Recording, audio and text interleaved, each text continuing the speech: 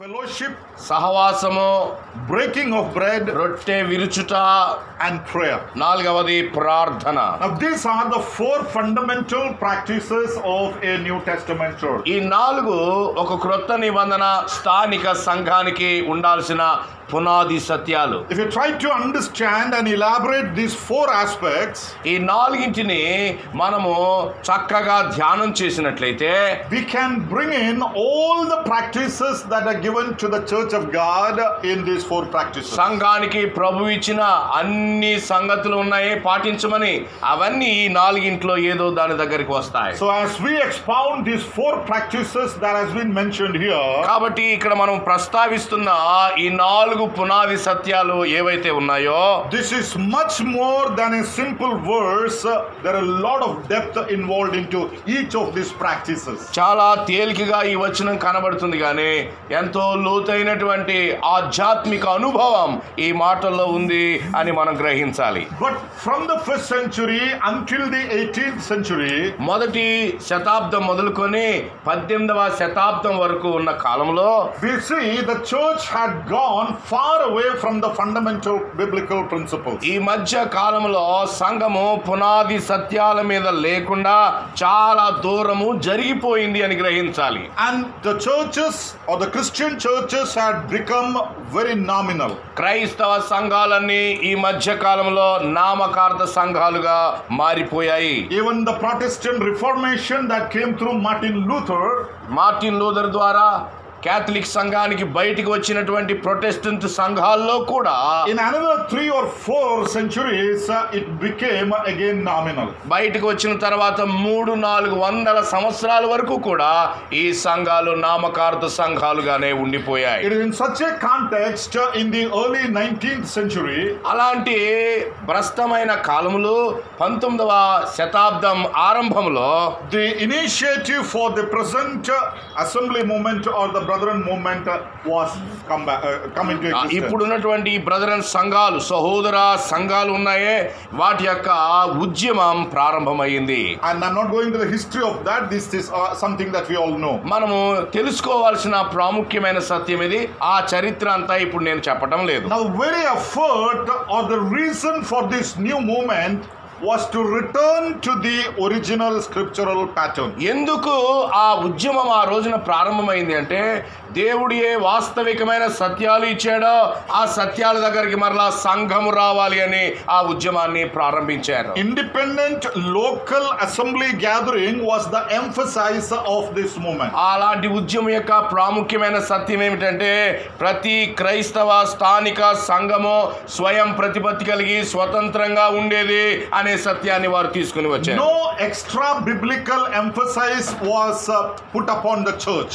సంఘ పరిధిలో ఏ వాక్యానికి మించి ఏ అధికారము ఉండకూడదు అనే సత్యాన్ని తీసుకుని వచ్చారు. When the Reformation, the Protestant Reformation came, ఈ ప్రొటెస్టెంట్ ఉద్యమంలో ఒకటి ఏమిటి అంటే, one of the major or the famous statement was the 5 solas that was spoken about. Catholic నుంచి సంఘము బయటకు వచ్చిన తర్వాత వారికి ఇవ్వబడిన మొట్టమొదటి 5 సంగతులు, 5 సోలాస్ అంటారు.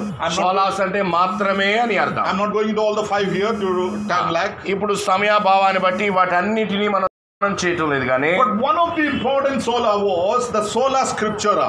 సంఘానికి ఉండాల్సిన 5 మాత్రమే అనే వాటిలో ఒకటి ఏమిటంటే, లేఖనములు మాత్రమే సర్వాధికారం కలిగి ఉన్నాయి సంఘము మీద. Only the scriptures. కేవలము వాక్యము మాత్రమే సంఘములో అధికారం కలిగి ఉండాలి. Now this was the fundamental principle that the early assembly movement held on to. కాబట్టి ఆదిమ కాలములో సంఘము కట్టుబడి ఉంది కేవలము వాక్య అధికారానికి మాత్రమే. No extra biblical additions to the church government. వాక్యానికి వెలుపల ఏది కూడా సంఘ పరిపాలనలోనికి చేర్చబడలేదు ఆదిమ కాలంలో. Only what the scripture says, and we will come back to that. కేవలము వాక్యం ఏం చెప్తుందో సంఘము అక్కడికి మాత్రమే రావాలి. Now from the early 19th century 19వ శతాబ్దం ఆరంభంలో నుండి until the 21st century that we are living now, ఇప్పుడు మనమున్న 21వ శతాబ్దం వరకు కూడా this movement also has seen lot of changes. అప్పటి నుంచి ఇప్పటి వరకు కూడా మరలా చాలా మార్పులు వచ్చాయి సంఘ But by the కాలంలో. grace of God, in different parts of the world, there are remnants, small churches who hold on to the fundamental principles that was given to them. మరలా సంఘ కాలంలో మార్పులు వచ్చినా గానీ దేవుని మహాకృపను బట్టి ప్రపంచంలో అక్కడక్కడ ఈ గొప్ప సత్యాన్ని పట్టుకున్న దేవుని శేషము మిగిలి ఉంది. In the modern days, many of our people, the younger generation, the sisters of the assembly have been brainwashed by several emotional questions coming against them. ఈనాటి దినాల్లో సంఘాల్లో ఉన్న యవనస్తులు గాని సహోదరులు గాని ఇతరుల చేత బ్రెయిన్ వాష్ చేయబడి అనేకమైన భావోద్వేగమైన ప్రశ్నలకు గురి అవుతున్న కాలం ఇది. Emotionally they have been carried away from the truth.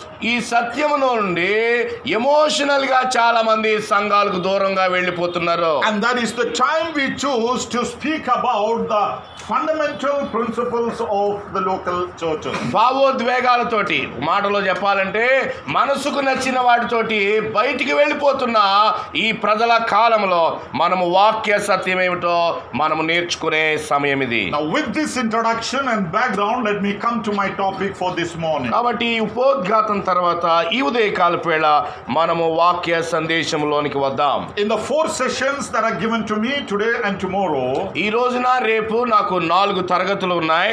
and I will be dealing with these 4 fundamental aspects that Acts 2:42 is speaking about. అపోస్తుల కార్యాలు 2:42 ఉన్న ఈ 4 సంగతులు 4 తరగతుల్లో నేను మీకు అందిస్తాను వివరంగా. And the first factor spoken there is the apostles' doctrine. అక్కడ చెప్పబడిన మొదటి సంగతి ఏమిటంటే అపోస్తలుల బోధ.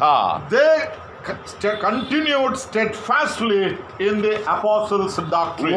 వీరు అపోస్తలుల బోధ యందు ఎడతెగక యుండిరి. Apostles' doctrine, what does it mean here? అపోస్తలుల బోధ అంటే అర్థం ఏమిటి?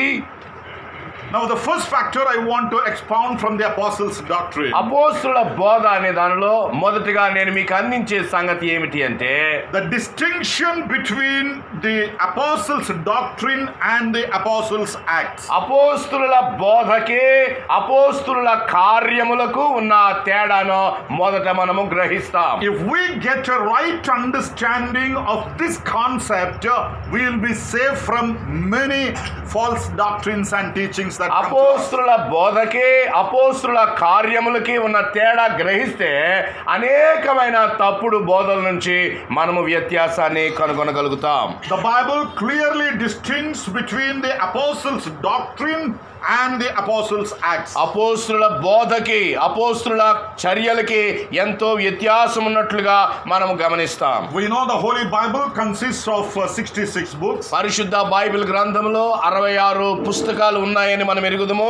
39 goes into the Old Testament. 39 పాత నిబంధన గ్రంథంలో ఉన్నాయి. Then out of the 27 of the New Testament books, 27 క్రొత్త నిబంధన పుస్తకాలలో we have the first 4 gospels. మొదటిగా 4 సువార్తలు మనకు ఉన్నాయి. They are not apostles teaching, but they are historical books about the life ministry of the Lord Jesus and his disciples. ఈ మొదటి 4 పుస్తకాలు అపోస్తలుల చరిత్ర కాదు గానీ యేసుక్రీస్తు ప్రభు యొక్క జన్మ, ఆయన జీవితం, ఆయన మరణ యాగము అనే సంగతులు ఈ 4 పుస్తకాల్లో రాయబడ్డాయి. And then we have the Acts of the Apostles. తరువాత మనకి అపోస్తలుల కార్యముల గ్రంథం ఒకటి వస్తుంది. The title itself clarifies us. This is not the doctrine of the apostles or the teaching of the apostles. It is the acts of the apostles. అపోస్తలుల కార్యములు అనే పేరే అది అపోస్తలుల బోధ కాదు, అపోస్తలుల సిద్ధాంతం కాదు, కానీ అపోస్తలు ఆ కాలంలో చేసిన కార్యాలు ఏవైతే ఉన్నాయో వాటి చరిత్ర. So again, that is not the teaching to the church of God. It is a historical book about the acts of the apostles. కాబట్టి అపోస్తుల కార్యముల గ్రంథము అనేది చారిత్రాత్మకమైన పుస్తకమే గానీ అది సంఘ బోధ కొరకై రాయబడినటువంటిది కానే కాదు. And the last book of the New Testament is the book of Revelation. ఆఖరి పుస్తకం క్రొత్త నిబంధనలో ప్రకటన గ్రంథము. And that is again not a teaching to the New Testament church. That is a prophetical book speaking about the things to come. అయితే ప్రకటన గ్రంథము కూడా అపోస్తుల బోధకు సంబంధించి కాదు కానీ రాబోయే ప్రత్యక్షతను గురించి, ప్రభువైన యేసు క్రీస్తుని గురించిన ఆ రెండవ రాకడను గురించిన సంగతులు రాయబడ్డాయి. Then what are the apostles teaching? అయితే ఇప్పుడు అపోస్తుల బోధ అంటే ఏమిటి? So in between this we have the epistles in the New Testament. కాబట్టి ఇప్పుడు మనం చెప్పుకున్న పుస్తకాల మధ్యలో క్రొత్త నిబంధనలో పత్రికల భాగం మనకు కనబడుతుంది. And these epistles are the doctrine or the teaching of the apostles to the church of God. ఈ పత్రికలో అపోస్తుల బోధ, దేవుడు సంఘము నడవడానికి ఇచ్చినటువంటి బోధ. Now we need to be very careful in understanding this concept. కాబట్టి ఈ భాగాన్ని మనం అర్థం చేసుకోవాల్సి వచ్చినప్పుడు చాలా జాగ్రత్తగా గ్రహించాల్సిన వారమై ఉన్నాం. What is the greatest confusion of the doctrine in the churches today? నేటి సంఘ దినాలలో బోధ విషయంలో ఉన్న గొప్ప గలిబిలి ఏమిటి అంటే It is a problem between the Acts and the epistles. ఆ అపోస్తుల కార్యాలకి పత్రికల్లో ఉన్నదానికి మధ్య చాలా మంది గందరగోళ పడుతూ ఉన్నారు. Apart from some of the traditional churches who cling on to the Old Testament pattern, పాత నిబంధన పద్ధతుల్ని అనుసరించే కొన్ని సంఘాలు కాకుండా, that is the priesthood with the robes and sacrifices and many things which we are not going to debate. పాత నిబంధన గ్రంథాన్ని అనుసరించే సంఘాలు అంటే యాజకుడు ప్రత్యేకంగా ఒకడు ఉంటాడు, ఆ వస్త్రాలు వేసుకుంటారు, తాళ్ళు కట్టుకుంటారు, ప్రత్యేకంగా పాత నిబంధనలో జరిగిన వాటిని చేస్తూ ఉంటారు.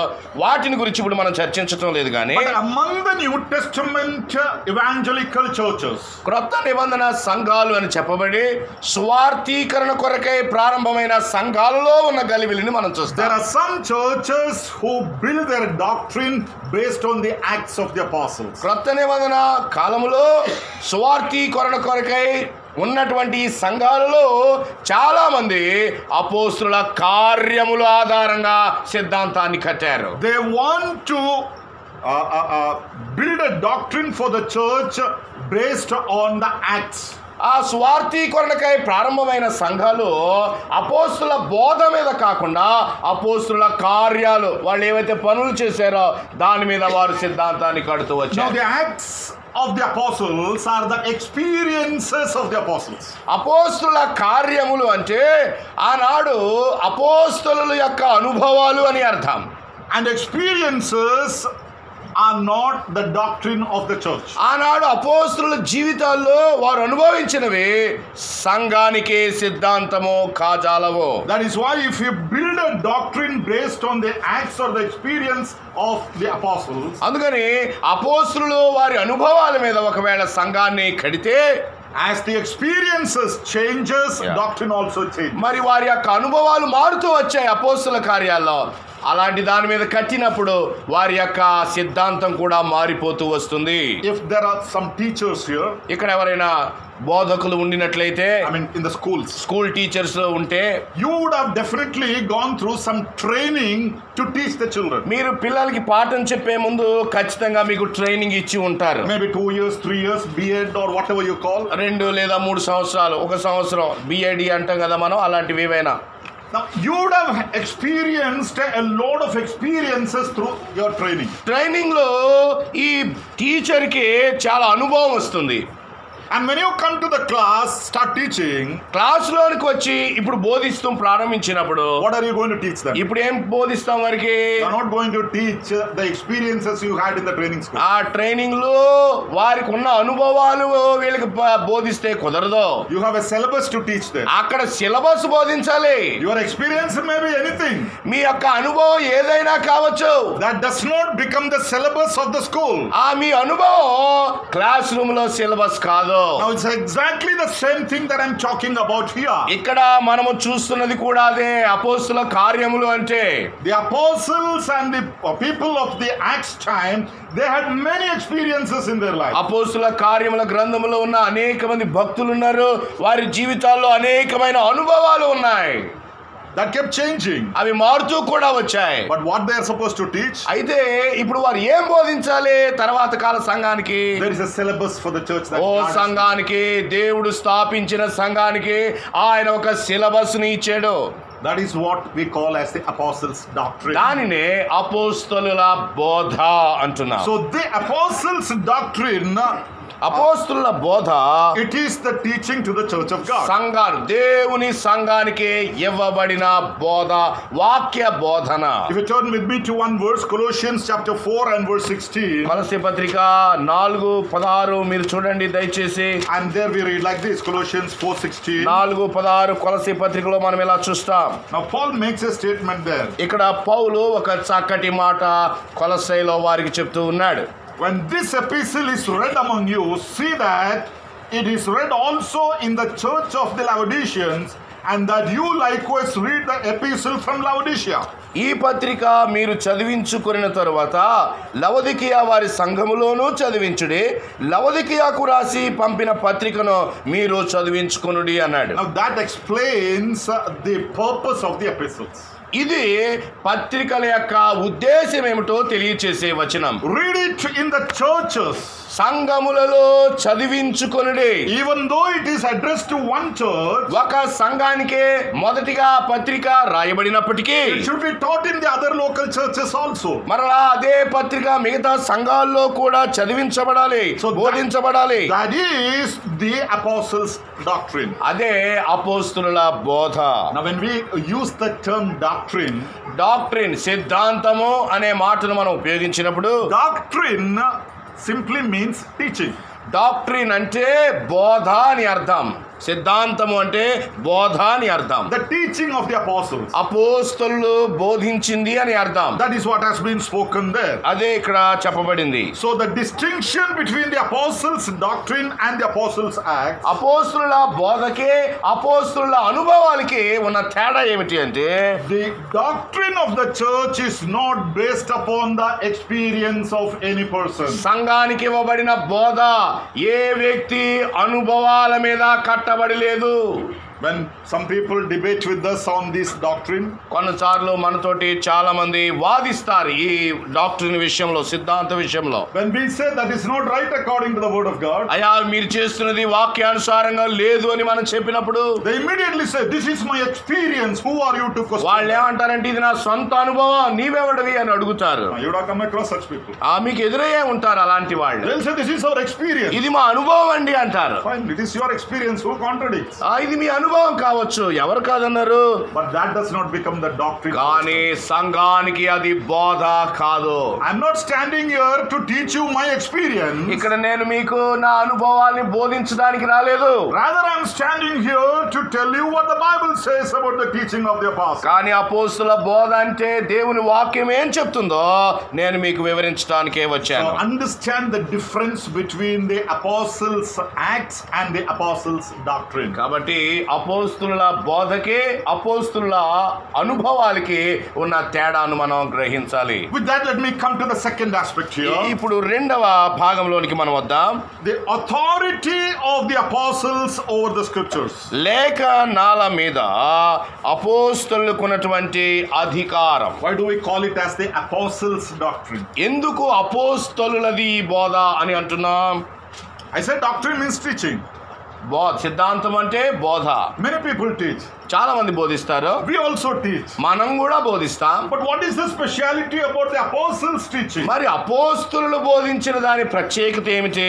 So we need to understand the authority of the apostles over the scripture. కాబట్టి ఆ వాక్యానికి ఆ అపోస్తలులకు ఉన్నటువంటి దేవుడిచ్చిన అధికారం ఏమిటో మనం అర్థం చేసుకోవాలి. Who are these apostles? ఎవరు ఈ అపోస్తలులు? Apostles are specifically called and appointed by the Lord. అపోస్తలు అపోస్తులు అంటే నిర్దిష్టంగా ప్రభువైన యేసుక్రీస్తు చేత పేరు పెట్టి పిలువబడి వారు నియమించబడిన వారు. Matthew's Gospel chapter 10 and verse 2 says that very clearly. మత్తయి సువార్త 10వ అధ్యాయం 2వ వచనం చాలా స్పష్టంగా ఆ మాటను తెలియజేస్తుంది. These are the apostles whom the Lord appointed. వీరు అపోస్తులు ప్రభు చేత నియమించబడిన వారు. So God, the Lord Jesus appointed them. ప్రభు అయిన యేసుక్రీస్తు భూమి మీద ఉన్న వారిని ఆయన నియమించాడు. Now, apart from those names mentioned there, ఆ పేర్లు ప్రస్తావించబడిన ఆ భాగం కాకుండా minus Judas from that for some reasons, that's again not our topic here. 10:2-3 ఆఖరణ ఇస్కరియోత్ యూదా పేరుంది, దాన్ని మనం తీసివేసి మాట్లాడాలి. Then we see Apostle Paul coming into the picture. తర్వాత అపోస్తుడైన పౌలు అనే ఆయన తెర మీదకు వచ్చాడు. He was not among the 12 whom the Lord appointed when he was here on the earth. ప్రభు భూమి మీద ఉన్నప్పుడు పిలిచిన 12 మందిలో ఒకడు కాదు పౌలు.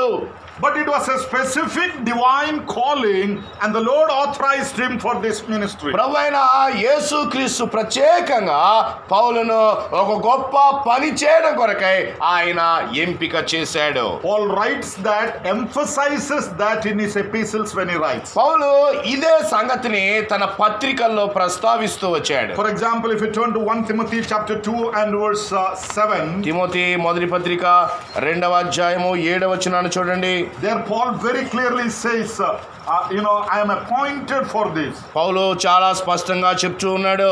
For which I was appointed a preacher and an apostle.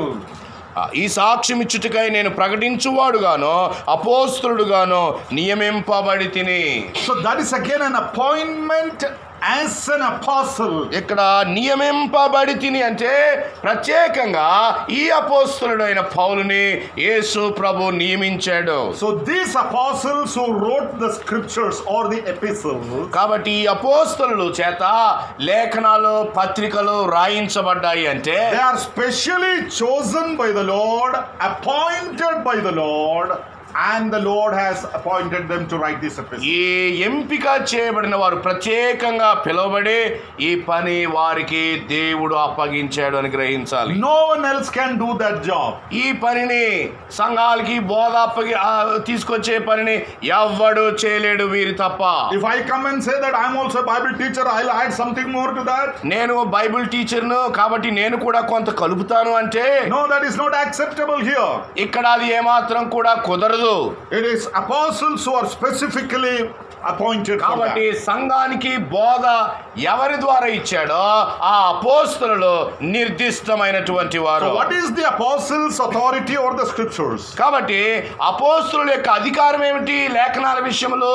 They were directly appointed by the Lord to do this. ఈ పని చేయడానికి యేసు ప్రభు చేత వారు నేరుగా నియమించబడినటువంటి వారు. No revelations, no visions, no prophecies outside what the apostles have authenticated can be accepted as the doctrine of the church. ఈ రోజున సంఘములో సిద్ధాంతంగా మనము అనుమతించడానికి ఏ ప్రవచనం కానీ ఏ ప్రత్యక్షత కానీ ఏ దర్శనం కానీ ఏ ఇతర లేఖనం కానీ వీరిచ్చిన దానికి వెలుపల మనకి అవసరం లేనే లేదు. So there cannot be any addition to the doctrine of the church after the apostolic time. అపోస్తలులు రాసి ఇచ్చిన పత్రికల తర్వాత సంఘానికి మరొక బోధ లేనే లేదు. That is why we say this is completed, nothing more can be added. అందుకని దేవుని వాక్యాన్ని ఇది సంపూర్తి చేయబడిన సత్యము, దీనికి ఏమీ జత చేయకూడదు అని మనకు బోధించబడుతుంది. We have to abide by what is already given, no more additions, no more amendments. ఇప్పటి వరకే ఇవ్వబడిన వాక్య సత్యం ఏదైతే ఉందో దానికి మనం కట్టుబడి ఉండాలి. దీనిలో చేది కలపకూడదు, తీసేయకూడదు, దేనిని మార్చకూడదు. Let me come to the third aspect there. ఇక్కడ ఉన్నటువంటి మూడవ అంశంలోనికి మనం వద్దాం. The cessation of the apostles' ministry. అపోస్తలుల పరిచర్య ఆగిపోవుట. It ceased at a certain time, the apostolic ministry. అపోస్తుల కార్యాలు, అపోస్తుల పరిచర్య ఒకానొక కాలం వరకు వచ్చి అక్కడ ఆగిపోయింది. Now we have to be very careful in understanding this. చాలా జాగ్రత్తగా ఈ మాటను మనం అర్థం చేసుకోవాలి. The type of the apostolic ministry continues even today. అపోస్తుల యొక్క పరిచర్య ఏదైతే ఉందో ఆ పరిచర్య ఇప్పటికీ సాగుతుంది. కానీ But physical apostolic ministry ceased at a certain time. అపోస్తులు అనే వాళ్ళు భౌతికంగా ఉండి వారు ఈ పరిచర్య చేయుట అనేది ఆపివేయబడింది. Because there was a particular purpose what God accomplished through them, and that purpose is completed. ఎందుకంటే ఎందుకు ఆగిపోయిందంటే ఏ పనినైతే అపోస్తులకు ఆయన పరిచర్యగా ఇచ్చాడో ఆ పని పూర్తయిపోయింది కాబట్టి ఇక వారి కొనసాగింపు అవసరం లేదు. During the apostles' time, అపోస్తులు వారి సమయంలో, వారి కాలంలో there were miracles, there were signs, there were wonders, అద్భుతాలు, సూచక్రియలు, మహత్కార్యాలు ఉండేవి. now those things we do not see being performed by any individual here. ఈ రోజున ఎవరో ఒకడు ఇలాంటి పనులు చేస్తున్నట్లుగా మనం చూడము. Now why God allowed it those days? మరి ఎందుకు దేవుడు ఆ దినాల్లో వారిని అలా అనుమతించాడు? There was a purpose behind it, దాని వెనక దేవునికి ఒక ఉద్దేశం ఉన్నది. and I'll just mention some of the purposes that the Bible talks about. Bible చెప్తున్న ఆనాడు అపోస్తలుకున్న అధికారానికి సంబంధించి, ఆ మినిస్ట్రీకి సంబంధించి బైబిల్ చెప్తున్న ఉద్దేశాన్ని చూద్దాం. If you turn to Mark's Gospel chapter 16 and verse 20, mark సువార్త 16వ అధ్యాయము 20వ వచనాన్ని చూడండి. we read like this here. మనం ఇలా చదువుతాం. The Lord working with them and confirming the word through the accompanying signs. వారు బయలుదేరి వాక్యం అంతటా ప్రకటించిది, ప్రభు వారికి సహకారుడై ఉండి వెను వెంట జరుగుచూ వచ్చిన సూచక క్రియల వలన వాక్యము స్థిరపరచుచుండెను. Now what is the purpose of the signs there? అక్కడ సూచక క్రియల యొక్క ఉద్దేశం ఏమిటి? To confirm the word of God. దేవుని యొక్క వాక్యాన్ని స్థిరపరచడం కొరకై ఆయన సూచక క్రియలను చేస్తూ వచ్చాడు. Because in those days the word was not in the written form, it was still in the verbal form. వాక్యాన్ని స్థిరపరచడం అంటే ఏంటంటే ఈనాడు మనకు రాతగా వాక్యం ఉంది కానీ ఆ రోజుల్లో మాటలు మాత్రమే ఉండేవి. So people to believe that the Lord confirmed it through these signs. ఎవరైతే ఒకరు చెప్పిన వాక్యాన్ని విన్నారో వారిలో ఆ వాక్యం స్థిరపరచబడాలి అంటే వెంటనే ఆయన అక్కడ సూచక క్రియ జరిగిస్తూ So ఉండేవాడు. there is a purpose there for the apostolic times ministries or the miracles. అందుకని అపోస్తుల పరిచర్యలో సూచక క్రియలు జరగడానికి ఒక ఉద్దేశం ఇది. Again, if you come to Acts chapter 2 and verse 22, అపోస్తుల కార్యములో 2:22ని మీరు మరలా చూసినట్లయితే, Jesus of Nazareth, a man attested by God to you by miracles, wonders and signs. ఇశ్రాయేలు వారలారా ఈ మాటలు వినుడి, దేవుడు నజరేయుడగు యేసు చేత అద్భుతములను, మహత్కార్యములను, సూచక క్రియలను మీ మధ్య చేయించి అని చెప్పాడు. Now what is the purpose of the miracles, wonders and signs? ఇక్కడ అద్భుతాలు, మహత్కార్యాలు, సూచక్రియలు ఆయన ఎందుకు చేయించాడు? To attest Jesus of Nazareth. ఆయన యేసు క్రీస్తు ప్రభువుని మీరు ఎరగాలి అని, ఆయన్ని మీ విషయాల్లో స్థిరపరచాలి అని. So in the eyes of the people of those days, he was only an ordinary man, son of a carpenter. ఆనాటి దినాల్లో యేసు క్రీస్తు ప్రభుని ఒక వడ్రంగి వాని కుమారునిగా మాత్రమే చూసేవారు. So to attest him, God performed these signs, wonders and miracles through him. యేసు క్రీస్తు ప్రభుని వారు ప్రభువుగా గుర్తించడం కొరకై అద్భుతాలు, మహత్కార్యాలు, సూచక్రియలు ఆయన జరిగిస్తూ వచ్చాడు. And again a third purpose in Hebrews chapter 2 and verse 4. Hebrew పత్రిక 2:4లో మూడవ ఉద్దేశం కనబడుతుంది. God also bearing witness both with signs and wonders, with various miracles and gifts of the Holy Spirit. ఆటి రక్షణ ప్రభు బోధించుట చేత ఆరంభమై దేవుడు తన చిత్తానుసారంగా సూచక్రియల చేతను, మహత్కార్యముల చేతను, నానా విధములైన అద్భుతముల చేతను, వివిధములైన పరిశుద్ధాత్మ వరమును అనుగ్రహించుట చేతను వారితో కూడా సాక్ష్యం ఇచ్చుచుండగా వినిన వారి చేత మనకు దృఢపరిచెను అని చెప్పాడు. Now we see the word of God was confirmed by signs. మనం చూస్తూ ఉన్నాం దేవుని యొక్క వాక్యం సూచక క్రియల ద్వారా ఆనాడు స్థిరపరచబడింది. Jesus of Nazareth was attested by God. యేసు క్రీస్తు ప్రభు దేవుని కుమారుడిగా ఆ గుర్తించబడటం కొరకై ఆయన ఈ సూచక్రియలు ఇచ్చాడు. And the gifts of the Holy Spirit was witnessed and confirmed by God. మూడవది పరిశుద్ధాత్మ వరాలు వారు దేవుని వరాలుగా గుర్తించడం కొరకై ఆయన స్థిరపరుస్తూ వచ్చాడు. All these three things were new to the people of the first century. ఈ మూడు సంగతులు కూడా ఆ తొలి సంఘానికి క్రొత్త. So there was a purpose. కాబట్టి ఒక ఉద్దేశంతో ఈ సూచక్రియలు అపోస్తుల పరిచర్యలో జరిగాయి. Once that purpose is over, ఒకసారి ఆ పరిచర్య ఉద్దేశం ముగిసిపోయిన తర్వాత the Bible is complete. దేవుని యొక్క వాక్యం యొక్క వ్రాత పూర్తి అయింది. Those ministries ceased. కాబట్టి వెంటనే ఏ ఉద్దేశం కొరకు పెట్టాడో అది నెరవేరాక ఆయన దాన్ని ముగించి వేశాడు. Now you go by this, you don't need anything else outside this. మీరు ఇప్పుడు ఈ గ్రంథము చేత నడిపించబడవచ్చు, దీని వెలుపల ఏది మీకు అవసరం లేదు. So when we talk about the cessation of the apostles' ministry, అపోస్తుల పరిచర్య ఆగిపోయింది అని మనం చెప్తున్నప్పుడు we need to understand that incidents in the book of Acts were in progressive nature. అయితే అపోస్తుల కార్యముల గ్రంథములో ఉన్న సంఘటనలన్నీ ఒకదాని తర్వాత ఒకటి అవి అభివృద్ధి చెందుతూ వచ్చిన సంఘటనలు. Like a child is born, ఒక బిడ్డ పుట్టినట్లుగా the church is born, సంఘము పుట్టింది. and the child grows into adulthood. ఆ బిడ్డ ఎలాగునా ఎదుగుతా ఉంటాడో అలాగనే The child passes through several stages ఆ ఎదుగుదలలో అనేకమైన దశలు ఆ బిడ్డ దాటుతున్నట్లుగా until he becomes an independent man by himself. ఆ బిడ్డ తనకు తానుగా జీవించగలిగే సామర్థ్యం వచ్చేంత వరకు That is the progressive nature we see in the book of Acts. అలాగున సంఘ కాలము అది ఎదుగుతూ ఉంటుండగా ఆ ఎదిగే క్రమం అపోస్తుల కార్యముల గ్రంథములో So ఉంది. started on the day of Pentecost, Pentecost దినమున ఈ సంఘ పరిచర్య ప్రారంభమైంది. culminated with the establishment of the local churches. స్థానిక సంఘాలు అనేకమైనవి స్థాపించబడడం ద్వారా అది స్థిరపరచబడుతూ And వచ్చింది. when the local churches are established, స్థానిక సంఘాలు స్థాపించబడిన తరువాత they are matured adults in independent functioning. వారు ఎదిగినటువంటి తమకు తాముగా పనిచేసుకోగలిగినటువంటి ఆ పూర్తి పరిపక్వతలోనికి వచ్చిన స్థానిక సంఘాలు అని So చెప్పాలి. if you build your doctrine based on the experiences of the apostles, ఒకవేళ అపోస్తుల యొక్క అనుభవాల మీద సంఘాన్ని కట్టాలి అని అనుకుంటే those are the the habits or the acts of the children as they were growing towards maturity. ఆ అనుభవాల మీద కట్టే ఒకవేళ అది జరిగితే వాళ్ళు మెచ్యూరిటీకి రావాల్సిన ఇంకా ఆ ప్రాసెస్ లోనే ఉన్నారు అని There are అర్థం. many matured great men of God, women of God here. ఇక్కడ వృద్ధిలో ఉన్నటువంటి గొప్ప దేవుని పిల్లలు ఉన్నారు. When we were children, when we were growing, పిల్లలుగా ఉన్నప్పుడు మనం ఎదుగుతూ ఉన్నప్పుడు we have done so many things. చాలా పనులు చేశాం. Drinking milk in the bottles. ఆ పాల సీసాల్లో పాలు తాగటం Now do we do that? ఇప్పుడు చేస్తామా?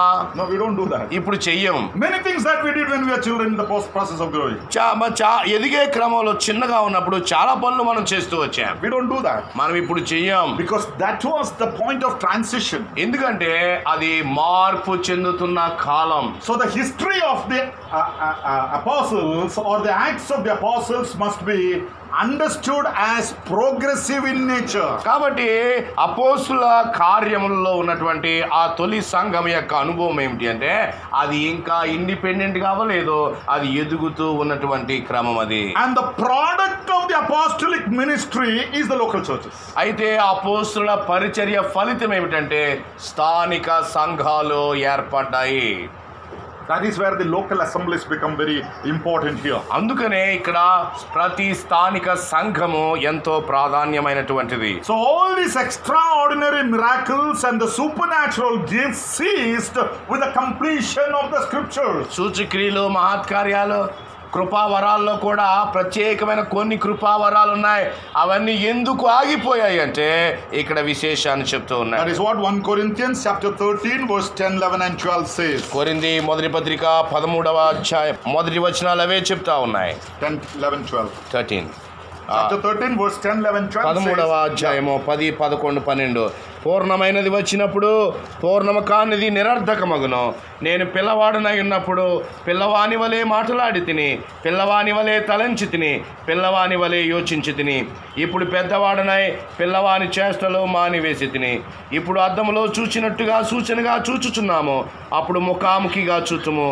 ఇప్పుడు కొంత మట్టికే ఎరిగి ఉన్నాను, అప్పుడు నేను పూర్తిగా ఎరగబడిన ప్రకారము పూర్తిగా ఎరుగుదును. Now people who build doctrine based on the acts, ఎవరైతే అపోస్తుల కార్యాల అనుభవాల మీద సంఘాన్ని కడతారో, they say what is spoken there is about Jesus Christ and his coming. వాళ్ళు ఏమంటారంటే ప్రభువైన యేసు క్రీస్తు యొక్క రాకడను గురించిన సంగతులు అని చెప్తారు. But people who base their doctrine on the apostles' teaching or the epistles, ఎవరైతే అపోస్తుల బోధ మీద సంఘాన్ని కడతారో వారు, they say it is spoken about the completion of the word of God. ఈ మాటను యేసు ప్రభు రాకడ కాదండి, వాక్య సంపూర్తికి అని మనం చెప్తాం. So when the Bible or the word of God is completed and given to us, ఎప్పుడైతే దేవుని యొక్క వాక్యం దేవుని పిల్లలమైన మనకి పూర్తి చేయబడి అందించబడిందో, those gifts and the signs or the apostolic ministries in the physical sense ceased. ఈ వ్రాత అంతా పూర్తయిపోయిన తర్వాత భౌతికంగా ఉండే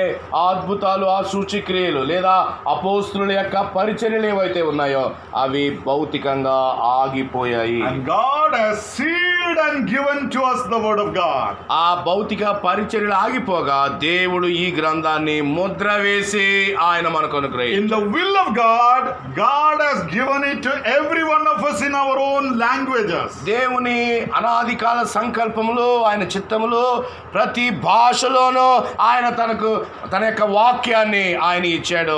మన భాషలో మనం పొందుకున్నాం. Printing technology was invented for the sake of printing the word of God. అసలు ప్రింటింగ్ టెక్నాలజీయే దేవుని యొక్క వాక్యము ముద్రించుట కొరకై కనిపెట్టబడింది. The first printed material is the word of God. మొట్టమొదట ప్రింట్ చేయబడిన మెటీరియల్ ఏమిటి అంటే దేవుని యొక్క వాక్యం మాత్రమే. The most translated book is the word of God. అనేక భాషల్లోకి తర్జుమా చేయబడిన ఏకైక పుస్తకం బైబిల్ మాత్రమే. The highest number of books sold is the word of God. అనేకమైన పుస్తకాలు, ఎక్కువ సంఖ్యలో అమ్ముడైపోయిన పుస్తకం ఏదైతే ఉందో అది కేవలము దేవుని యొక్క వాక్యం మాత్రమే. The only book which is not outdated even after 2000 years is the word of God. ఈ రోజు కూడా పాత బడని పుస్తకం ఏదైనా ఉందంటే అది పరిశుద్ధ గ్రంథము మాత్రమే. And we base our doctrine on that. అట్టి గ్రంథము పైన సంఘము యొక్క సత్యం మీద మనము కట్టబడుతూ ఉన్నాం. So that is the cessation of the apostles' ministry. అందుకనే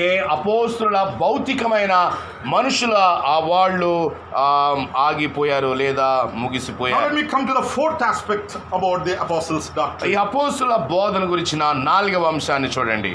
Apostles' doctrine, the foundation of the church. సంఘం యొక్క పునాదే అపోస్తుల బోధ. The foundation of the church is the apostles' doctrine. సంఘం యొక్క పునాది అపోస్తుల యొక్క బోధ. We see several metaphors of the church in the New Testament. That's again a different subject. ఆ క్రొత్త నిబంధనలో సంఘానికి అనేకమైన లేదా 7 అలంకార ఉపమానాలు, సూచనలు కనబడతాయి. And the building is one of the metaphors. అయితే సంఘానికి ఉన్న ఒక పోలిక ఏమిటంటే కట్టడము. And the building always has a foundation. ప్రతి కట్టడానికి ఖచ్చితంగా పునాది ఉంటుంది. Without foundation you cannot build. పునాది లేకుండా మీరు కట్టలేరు. Every building has a foundation. ప్రతి కట్టడానికి పునాది ఉంటుంది. Now the Bible says the foundation of the church is the apostles' doctrine. అలాంటి కట్టడంతో పోల్చబడిన సంఘానికి ఉన్న పునాది ఏమిటి అంటే అపోస్తలుల బోధ. In Ephesians chapter 2 and verse 20 we read that. ఎఫెసీ పత్రిక 2:20లో మనం చదువుతాం. The church which is built on the foundation of the apostles and prophets and Christ Jesus as the chief cornerstone. క్రీస్తు యేసే ముఖ్యమైన మూలరాయి అయి ఉండగా అపోస్తలులను ప్రవక్తలను వేసిన పునాది మీద మీరు కట్టబడి ఉన్నారు. So apart from Christ, క్రీస్తు ముఖ్యమైన రాయి. what is the foundation there? యేసు క్రీస్తు ప్రభు లేకుండా Apostles and prophets. యేసు క్రీస్తు ప్రభు ముఖ్యమైన మూలరాయిగా. Now what is the apostles and prophets there? అయితే అపోస్తులు ప్రవక్తలు ఎవరు? Are they buried and over them the church is built? అపోస్తులు ప్రవక్తలు పునాది అంటే వాళ్ళు చనిపోతే వాళ్ళ సమాధుల మీద మందిరాలు కట్టారనా? No, that is not the meaning there. ఇక్కడ ఉన్నటువంటి అర్థం అది కానే కాదు. Foundation of the apostles and prophets means it is founded on the teaching of the apostles apostles and prophets. అపోస్తులు ప్రవక్తలు వేసిన పునాది అంటే అపోస్తుల ద్వారా ప్రవక్తల ద్వారా ఏ బోధ అయితే దేవుడు ఇచ్చాడో దాని మీద స్థానిక సంఘం కట్టబడింది అని అర్థం. So not what the apostles did, but what the apostles did. దాని అర్థం ఏంటంటే అపోస్తులు ఏం చేశారు అనే దాని మీద సంఘం కట్టబడలేదు, అపోస్తుల ద్వారా దేవుడు ఏం బోధించాడో దాని ద్వారా సంఘము కట్టబడింది. If you come to the base verse that we began, Acts 2:42. మనం చదివిన అపోస్తుల కార్యాలు 2:42 ఆరంభ వచనానికి మీరు వచ్చినట్లయితే Now we read there the apostles' doctrine. అక్కడ మీరు అపోస్తుల బోధ అని మీరు చూస్తారు. Now if you read those two verses, apostles and doctrine, అపోస్తులు బోధ అని రెండు మాటలు మీరు చూస్తే apostles is in the plural word there. అపోస్తలులు అనే మాట బహువచనములో కనబడుతుంది. But doctrine is in the singular there. అయితే బోధ అనేది ఏకవచనములో ఉంది, బోధలు అని లేదు. Now this is something that you need to understand. ఇక్కడ ఈ సంగతిని మనము తప్పకుండా అర్థం చేసుకోవాలి. Plural apostles means many apostles, more than one person. అపోస్తలులు అంటే ఒకని కంటే ఎక్కువ మంది అపోస్తలులు అక్కడ ఉన్నారు అని అర్థం. And the singular doctrine means all of them taught only one thing. బోధ అంటే ఎంతమంది అపోస్తలులు ఉన్నా ఒకే సత్యాన్ని బోధించారు అని అర్థం. So what is the doctrine of the church? మరి సంఘానికి ఉన్న బోధ ఏమిటి? It is not I teach something, he teaches something, you teach something. ఆయన ఒకటి నేను ఒకటి ఇంకొక ఆయన ఒకటి బోధించే బోధలు కాదు. One church cannot have different doctrines. ఒక సంఘానికి పలు రకాల బోధలు ఉండకూడదు. I always say, whether you like it or not, మీకు నచ్చినా నచ్చకపోయినా ఈ మాట ఎప్పుడు నేను చెప్తాను. if you are not convinced with what we teach, ఇప్పుడు మేము బోధిస్తున్న ఈ సంగతికి మీరు ఒప్పించబడకపోతే walk out, go somewhere else. Don't divide our assembly. ఎక్కడికైనా మీరు వెళ్ళిపోవచ్చు. ఇది చాలా తీవ్రమైంది. సంఘములో విభజన తీసుకుని రావద్దు. Where people are concentrating on the number of people, they compromise on the doctrine in the modern days. సంఘాల్లో మాకు ఎక్కువ మంది ప్రజలు కావాలి అనే వాళ్ళు ఈ విషయంలో వాళ్ళు రాజీ పడిపోయారు. Now coming back to Ephesians 2:20, ఎఫెసీ పత్రిక 2:20కి మరలా రండి. built on the foundation of the apostles and prophets. అపోస్తులు ప్రవక్తలను వేసిన పునాది. Now who are these two groups? ఎవరు వీళ్ళిద్దరు? Oh, apostles we know, అపోస్తులు మనకు తెలుసు. but who are these prophets? మరి ప్రవక్తలు ఎవరు? People think prophet means, yeah, Old we had prophets in the Old Testament, Isaiah, Jeremiah, Daniel, and so many prophets. ప్రవక్తలు అంటే చాలా మంది ఇలా అనుకుంటారు, పాత నిబంధన ప్రవక్తలు యెషయా, ఇర్మియా, దానియేలు లాంటి ప్రవక్తలు అని అనుకునే పొరపాటు పడే అవకాశం ఉంది. And people who base their doctrine on the book of Acts, they still say that prophetical gift is continuing even today. అపోస్తుల కార్యాల మీద సంఘాలు కట్టేవాళ్ళు కూడా పాత నిబంధన ప్రవక్తల పరిచర్య ఇప్పుడు కూడా కొనసాగుతుంది అని ప్రవచించడం మొదలు పెట్టిన వాళ్ళు చాలా మంది ఉన్నారు. So people are scared if a prophet is coming to their church. ఇప్పుడు ప్రవక్త అనే పేరెట్టుకుని ఎవడైనా సంఘంలోనికి వస్తుంటే ప్రజలు భయపడిపోతున్నారు. They are scared, their secrets will be told. ఎందుకంటే వాళ్ళ సీక్రెట్ ఎక్కడ చెప్పేస్తాడేమో అని భయం వాళ్ళకి. No, these prophets in Acts 2:20 are a different category, not the continuation of the Old Testament prophets.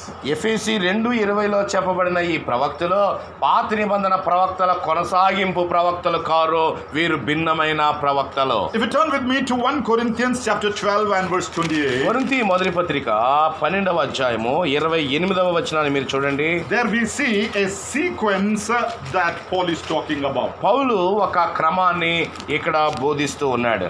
Now what do we read there? మనం ఏం చదువుతామంటే, మరియు దేవుడు సంఘములో మొదట కొందరిని అపోస్తులు గానో, పిమ్మట కొందరిని ప్రవక్తలను గానో, పిమ్మట కొందరిని బోధకులు గానో, అటు పిమ్మట కొందరిని అద్భుతములు చేయవలు గానో, తరువాత కొందరిని స్వస్థపరచు కృపావరములు గానో. It's a little more clear if you read in the English translation. English translations లో మరింత స్పష్టంగా ఉంది. Now here it says, God appointed these in the church, first apostles, ఆ మొదట కొందరిని అనే మాట చెప్పాడు, తెలుగులో కూడా ఉంది. second prophets, ఆ రెండవదిగా అని ఉంది ఇంగ్లీష్ లో, పిమ్మట అని తెలుగులో ఉంది. తర్వాత third teachers. మూడవది బోధకులు అన్నాడు. You see the sequence number, the serial number there. మీరు అక్కడ ఉన్నటువంటి అంకెల క్రమాన్ని మీరు చూడండి. That is not there in Telugu. తెలుగులో లేదు కానీ ఉంది అని చూడండి. But in the English version and even in the root language, that sense is clear. ఆ ఇంగ్లీష్ లోను అలాగే మూల భాషలో కూడా అవే భావం What does it mean? First, second, third. 1, 2, 3 అంటే ఏమిటండి? Number 1, number 2, number 3. 1, 2, 3 అంటే So what is first? మొదటిది అంటే apostles. అపోస్తలుల బోధ, What is అపోస్తలులు. second? రెండవది Prophets. ప్రవక్తలు. Third, మూడవది teachers. బోధకులు. Now first is apostles. మొదటిగా అపోస్తలులు, Second is prophets. రెండవది ప్రవక్తలు. So who are the prophets of the New Testament? ఇప్పుడు ఇక్కడ చెప్తున్న ప్రవక్తలు ఎవరు? People who are next to the apostles, not who are before the apostles. అపోస్తలులు తర్వాత వచ్చిన వారు, కానీ అపోస్తలుల కంటే ముందు ఉన్నవారు car. Isaiah, Jeremiah and all those Old Testament prophets, they were before the apostles. యెషయా, ఇర్మియా, దానియేలు వీళ్ళందరూ అపోస్తలుల కంటే ముందు ఉన్నటువంటి వారు. But the apostles, the prophets who are spoken about in Ephesians 2:20 అయితే ఎఫెసీ పత్రిక 2:20లో చెప్పబడిన ప్రవక్తలు ఎవరైతే ఉన్నారో are next to the apostles, number 2. వారు అపోస్తలులు తర్వాత వచ్చినటువంటి వారు. Now రెండు. how the church is built on their foundation? మరి సంఘము ఏ విధంగా వారి పునాది మీద కట్టబడింది? In the first century, if any of the apostles or teacher was to stand up and preach in the church, ఎక్కడైనా మొదటి శతాబ్దంలో అపోస్తలులు సంఘములో నిలబడి మాట్లాడుతున్నప్పుడు they would not stand up and say, let us turn our attention to the book of 1 Corinthians chapter 13. ఆ తొలి సంఘములో మీరు అపోస్తలుల కార్యాలు 2:20 తీయండి అని చెప్పడానికి వాళ్ళకి అవకాశం లేదు. Why?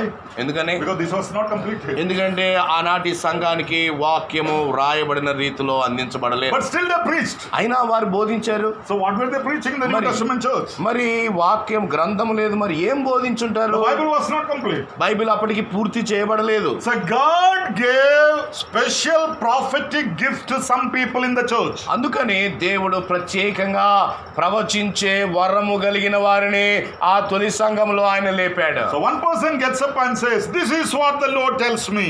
సంఘము అందరూ చేరిరాగా వారిలో ఒకడు లేచి, ఇదిగో ప్రభు నాకు ఇలా బయలుపరిచాడు. And the church accepts that. వెంటనే సంఘము దాన్ని Yes, అంగీకరించేది. this is what the Lord is speaking. మాతో ప్రభు ఇలా మాట్లాడాడు అని సంఘం అంగీకరించేది. 2 days, 3 days, 4 days, the same person is speaking. రెండో రోజు, మూడో రోజు, నాలుగో రోజు అదే వ్యక్తి మాట్లాడుతూ ఉన్నాడు. Then people get doubt. అప్పుడు ప్రజలకు అనుమానం వస్తుంది. How do we know this is from the Lord? ఇది ప్రభు యొద్ద నుండి ఎలా తెలుస్తుంది మాకు? Human beings can make mistake.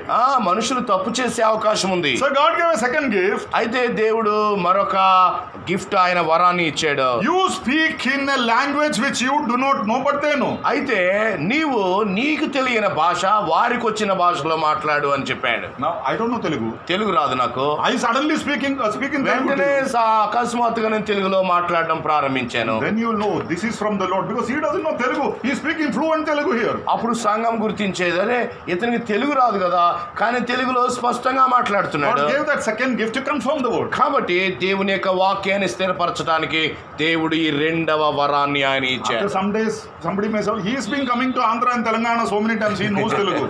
అప్పుడు తర్వాత అన్నారు, అతమాటు ఆంధ్ర తెలంగాణ అవుతున్నారు కాబట్టి తెలుగు వచ్చేసి ఉంటుంది అని So God అంటున్నారు. gave a third gift. అయితే దేవుడు మూడవ వరాన్ని ఆయన ఇచ్చాడు. I speak in a language which I don't know, neither you know. అయితే నేను ఒక భాషలో మాట్లాడుతున్నాను అంటే అది నా భాష కాదు, మీ భాష కాదు. I started speaking in a language. భాషలో నేను మాట్లాడుతూ ఉన్నాను. And he interprets it to you. వెంటనే ఇతడు కూడా దాన్ని మీకు తర్జుమా చేసి చెప్తున్నాడు. That is again from the Lord. అది కూడా దేవుని యొద్ద నుండి వచ్చిన వరము. See, this was what the prophets were doing. ఆనాటి దినాల్లో ప్రవక్తలు చేసిన పరిచర్య ఇదే. To confirm the word. దేవుని యొక్క వాక్యాన్ని స్థిరపరచడానికి They spoke to the church. సంఘంతో వారు వాక్యాన్ని బోధించారు. And the apostles authenticated that and documented that. అపోస్తులైనటువంటి వారు, ప్రవక్తలైనటువంటి వారు ఈ వాక్య సత్యాన్ని స్థిరపరిచారు. That is how this becomes the apostles' doctrine or the teaching. అలా జరిగింది కాబట్టి ఇప్పుడు ఇవ్వబడిన ఈ బోధనని అపోస్తలుల బోధ అంటున్నాం. Let me come quickly to the fifth aspect. ఐదవ అంశంలోనికి త్వరగా వద్దాం. Discerning the doctrine and the false doctrines. అసలైన బోధ, నకిలీ బోధ ఏమిటో తేడాలు ఎలా తెలుసుకోగలం? This is something that we all must be very careful about. మనమందరం నమ్మిన ప్రతి క్రైస్తవ విశ్వాసి తప్పకుండా తెలుసుకోవాల్సిన సంగతి ఇది. Milk is white. పాలు తెల్లగా ఉంటాయి. We all agree? అందరూ ఒప్పుకుంటున్నారండి? Yes, we all agree. మనం అందరం ఒప్పుకుంటున్నాం. So we all agree milk is white. పాలు తెల్లగా ఉంటాయని మనం అందరం ఒప్పుకుంటున్నాం. So I came with explanation of that. ఇప్పుడు నేను ఒక వివరణతో వచ్చాను. Because milk is white, పాలు తెల్లగా ఉంటాయి కాబట్టి all that is white is milk. తెల్లగా ఉన్నాయని పాలు అనొచ్చా?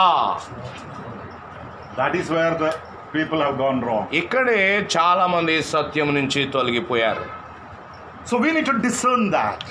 ఇది మనకు వివేచన ఉండాలి. Now when we talk about discerning the doctrine and the false doctrines, అసలైన బోధకి తప్పుడు బోధలకి తేడాను మనం వివేచించాలి అంటే discernment is a gift given to the church. అసలు వివేచన వరమే సంఘానికి ఇవ్వబడిన వరాల్లో ఒక వరం. 1 Corinthians 12:10 we read that. కొరింథీ మొదటి పత్రిక 12:10లో మనం చూస్తాం. To some he has given the gift of discernment, that is discerning the spirits. మరి ఒకనికి ఆత్మల వివేచన అనేది సంఘానికి ఇవ్వబడింది 12:10. So that is discerning the spirits, which was a special gift given to the people. సంఘంలో కొంతమందికి ఆ ఆత్మలు ఎలాంటి వారో వివేచించే వరం ప్రభు వారికి The ఇచ్చారు. second about discernment, వివేచన గురించి రెండవది ఏమిటి అంటే in Hebrews chapter 5 and verse 14, Hebrew పత్రిక 5:14లో discernment by the maturity of the word. 5:14లో మనం ఇలా చూస్తాం.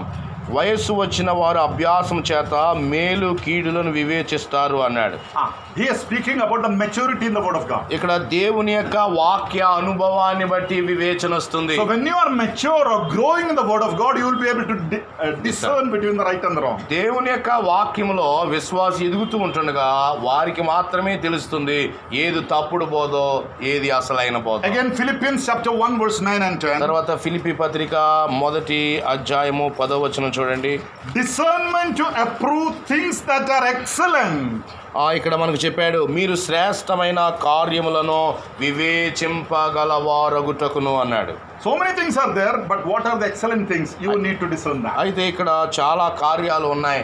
వాటిలో శ్రేష్టమైన కార్యాలు ఏవో విశ్వాసిగా నీవు వివేచించాలి అన్నాడు. So discerning the doctrine and the false doctrine. కాబట్టి విశ్వాసి తప్పక చేయాల్సిన పని అసలైన బోధ ఏదో తప్పుడు బోధలు ఏవో తప్పక వివేచించాలి. Now when you look into the New Testament, క్రొత్త నిబంధన గ్రంథాన్ని మనం చదివినప్పుడు the word doctrine is used in two different senses.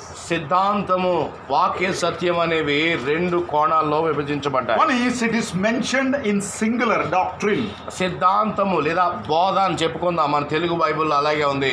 అది ఒక చోట ఏకవచనంలో రాయబడి ఉంది. And in some places it is mentioned as doctrines in plural. కొన్ని చోట్ల బోధలు అనే పదం కనబడుతుంది క్రొత్త I'll నిబంధనలో. just give some examples to understand what is the difference in the singular usage and the plural usage. అయితే బోధ అని ఏకవచనంలో ఉన్న బోధలు అని బహువచనంలో ఉన్న రెండింటి మధ్య ఉన్న తేడాను నేను మీకు వివరిస్తాను. Now Acts 2:42 our base verse. మన ముఖ్యమైనటువంటి మూలవచనం అపోస్తుల కార్యాలు 2:42 అక్కడ కూడా ఉంది. Apostles doctrine, it is in singular. అక్కడ అపోస్తుల ఏమనుంది బోధ అనుంది.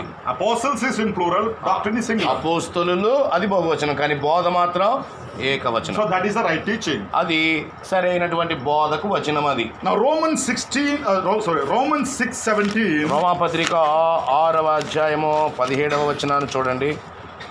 Yeah. మీరు పాపమునకు దాసులై ఉంటిరి కానీ ఏ ఉపదేశ క్రమము అని ఉంది చూడండి.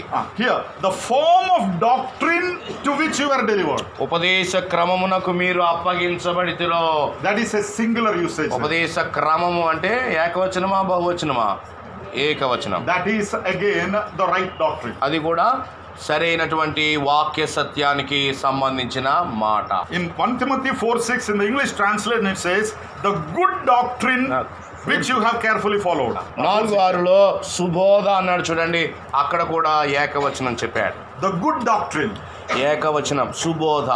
And 1 Timothy 6:3 6:3 చూడండి. తిమోతి మొదటి పత్రిక 6:3 the doctrine which accords with godliness.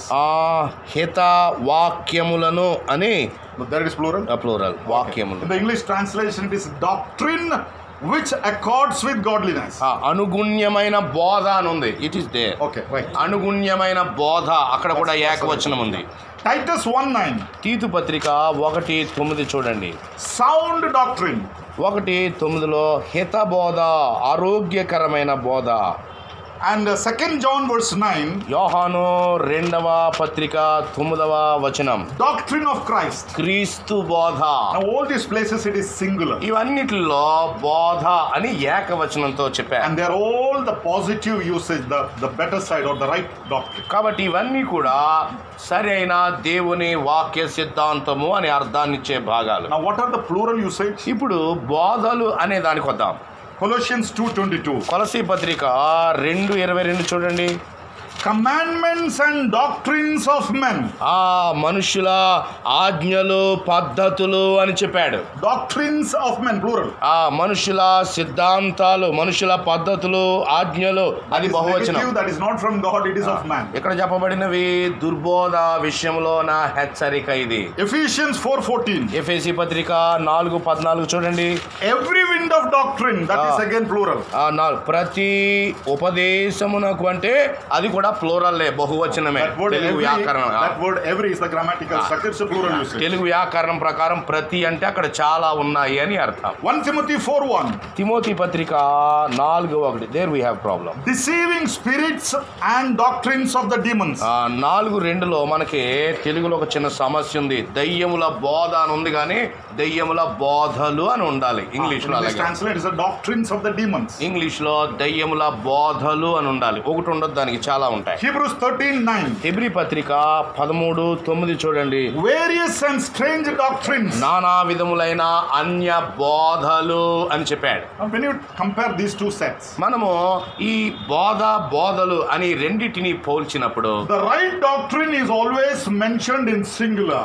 సరైన వాక్య సత్యం అని చెప్పినప్పుడు ఏకవచనంతో చెప్తూ వచ్చారు. So church does not have doctrines, it has doctrine, and the entire teaching is the part of one set of teaching of the church. కాబట్టి సంఘానికి ఇవ్వబడిన వాక్య సిద్ధాంతం ఏదైతే ఉందో అదంతా బోధ, ఒకే సంగతిని ధృవీకరించడానికి ఇవ్వబడిన ఒకే బోధ అది. That is very important to understand. మనము అర్థం చేసుకోవాల్సిన ప్రాముఖ్యమైన సత్యం. Whereas doctrines, it talks about the doctrines of men, strange doctrines, doctrines of demons, and every wind of doctrine, it's all in the negative sense. అన్య బోధలు, చుబడితటి గాలికి ఉపదేశాలు, అలాగే దయ్యాల బోధ, మనుషుల ఆజ్ఞలు ఇవన్నీ ఉన్నాయి.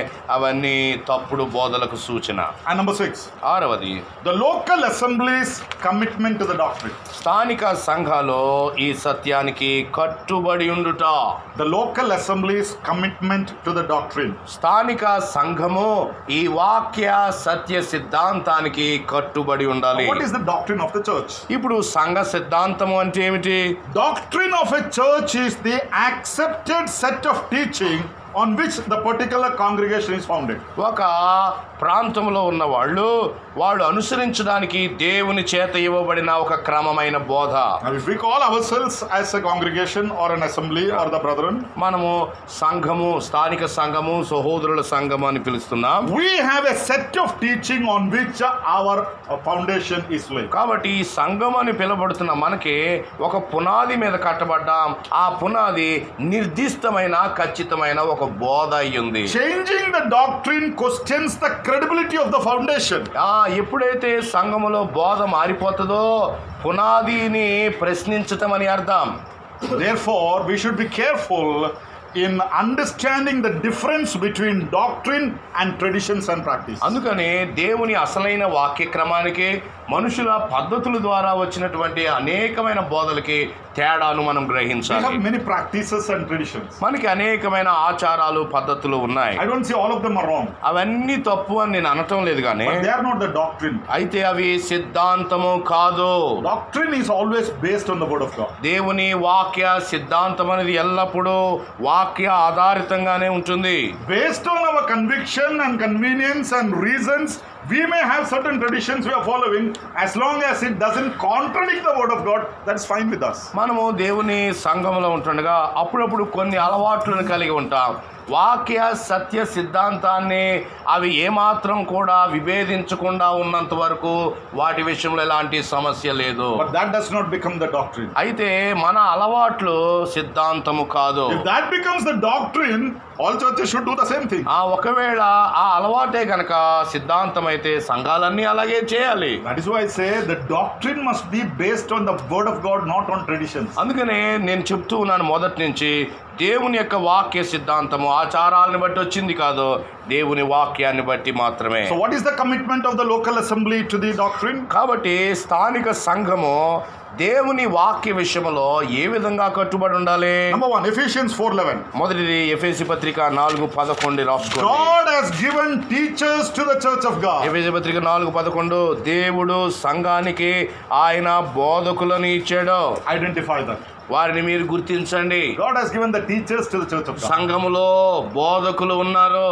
ఓ సంఘమా, మీరు వారిని గమనించండి. They are a gift to the church of God. వారు సంఘానికి వారే వరములుగా So ఇవ్వబడ్డారు. don't give your pulpit to anybody and everybody to please people. కాబట్టి ప్రజలను మెప్పించడానికి ఎవరు పడితే వారికి ఈ వాక్యాన్ని బోధించే అవకాశాన్ని ఇవ్వద్దు. Such people will ruin our churches and assemblies. వాక్య బోధన విషయంలో అలాంటి వారు మన సంఘాలను నాశనం చేస్తూ ఉన్నారు. Secondly, రెండవది Romans 16:17. రోమాపత్రిక 16-17 చూసినట్లయితే, Note those who cause doctrinal divisions in the church. 16-17లో మీరు నేర్చుకున్న బోధకు వ్యతిరేకంగా భేదములను ఆటంకములను కలుగజే వారిని కనిపెట్టండి అన్నాడు. In the church, if there is anyone creating confusions based on the doctrine, సంఘములో ఎవరైనా ఏ వాక్య సత్యం ప్రభు ఇచ్చాడో దాని విషయంలో గలిబిలి కలిగిస్తూ ఉంటే note them and warn them and beware of them. వారిని మీరు గమనించండి, హెచ్చరించండి, వారి విషయంలో జాగ్రత్త కలిగి ఉండండి. Number 3. మూడవది Titus chapter 1 verse 13-14. తీతు పత్రిక 1వ అధ్యాయము 13-14 వచనాలు. Rebuke the false teachers in the church of God. సంఘములలో, దేవుని సంఘములలో దుర్బోధకులు ఉన్నారే, వారిని నోళ్లు మూయించండి, వారిని గద్దించండి అని చెప్పాడు. Someone is teaching the false doctrine in the church. సంఘములో ఎవడైనా లేచి తప్పుడు బోధ బోధిస్తుంటే Don't do adjustment. మీరు సర్దుకోకండి దయచేసి. In India, we are so used to adjusting everything. మనం సర్దుకోవటం బాగా అలవాటు ఇండియాలో. Little adjust little. బ్రదర్ కొంచెం పక్కకు జరగండి, సర్దుకోవటం. 3 people sit, 4th person little adjust. ముగ్గురు ఆల్రెడీ కూర్చున్నారు, ముగ్గురే కూర్చోవాల్సిన దాని మీద 4వ వచ్చి కూర్చో సర్దుకోమంటాడు. Everything we adjust. ప్రతిదీ సర్దుకోవటమే మన No జీవితం. adjustment in the doctrine of the church of God. ఎక్కడైనా సర్దుకోండి, దేవుని యొక్క వాక్య విషయంలో మాత్రం సర్దుబాటు లేనే లేదు. Rebuke them sharply in the church of God. సంఘములో ఖరాఖండిగా వాక్య బోధకు భేదాన్ని కలిగిస్తున్న వాడిని మీరు గద్దించండి. 2 John verse 10. కఠినంగా గద్దించమన్నాడు. Separate yourself from the false doctrine. యోహాను 2వ పత్రిక 10వ వచనములో ఆ దుర్బోధకులు ఎవరైతే ఉన్నారో వారి నుండి మీరు వేరైపోండి అని చెప్పాడు. And finally, in 1 Timothy 1:3, Timothy మొదటి పత్రిక 1వ అధ్యాయము 3వ వచనములో చివరిగా, establish the right teachers in the church of God. కాబట్టి దేవుని సంఘములో సరైనటువంటి దేవుని వరము కలిగిన బోధకులను మీరు ఉంచండి. Now Paul tells Timothy, I left you there so that you will not permit some people to teach wrong doctrine.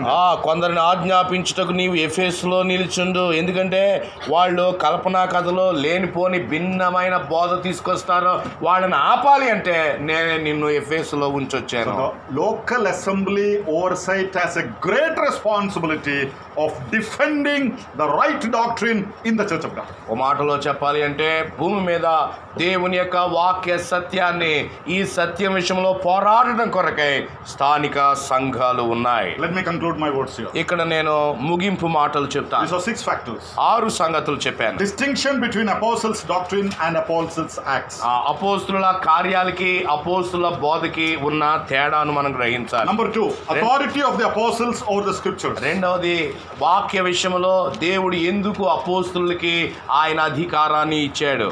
Thirdly, మూడవది cessation of the apostles' ministry. అపోస్తుల భౌతికమైన రకమైన పరిచర్య ఎందుకు ఆగిపోయింది? మూడవది, Fourthly, apostles' doctrine is the foundation of the church. నాలుగవది, అపోస్తుల బోధే సంఘానికి పునాదిగా ప్రభు ఇచ్చాడు. And number 5, ఐదవది, discerning the doctrine and the false doctrines. ఈ తప్పుడు బోధలకి అసలైన వాక్య బోధకి ఉన్న తేడాను వివేచించుట. And finally, number 6, ఆరవది, చివరిగా local assemblies' commitment to the doctrine. ప్రతి స్థానిక సంఘం దేవుడు అప్పగించిన ఈ బోధ విషయంలో మనము కట్టుబడి పాటించాల్సిన వారమై ఉన్నాం. They continued steadfastly in the apostles' doctrine. వీరు అపోస్తుల బోధ యందు ఎడతెగక యుంటిరి. May His name be glorified. Thank you. ప్రభు యొక్క నామము మహిమపరచబడిన గాక.